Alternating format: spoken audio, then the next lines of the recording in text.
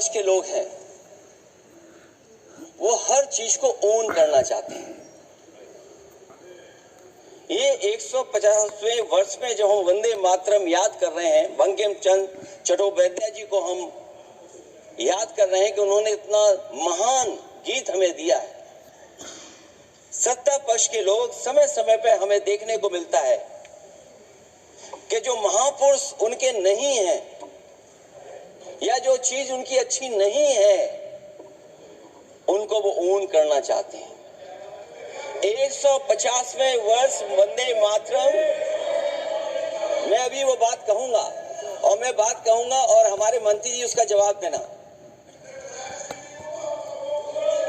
सभापति महोदय, क्योंकि ये बात ओन करने की आ रही है, अपनाने की बात आ रही है, तो मैं सभापति महोदय मैं अपने सत्ता पक्ष के लोगों को याद दिलाना चाहता हूं।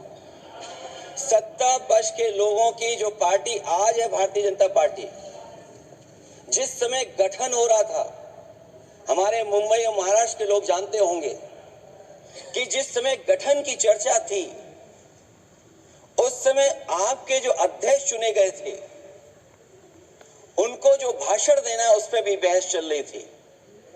और बहस इस बात की थी कि भारतीय जनता पार्टी सेकुलर रास्ते पे जाएगी, सोशलिस्ट रास्ते पे जाएगी कि नहीं जाएगी। तमाम विरोध के बाद भी उस समय के उनके राष्ट्रीय अध्यक्ष जो चुने गए थे उन्होंने वही रास्ता अपनाया अपने भाषण में। समाजवादी आंदोलन, समाजवादी विचारधारा और सेकुलर रास्ता अपनाया। और वही नहीं जो उनका मंच था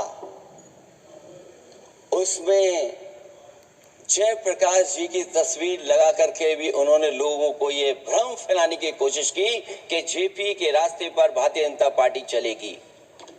बताएं माननीय मंत्री जी, आप कितने सेकुलर हैं आज, कितने सोशलिस्ट हैं आज?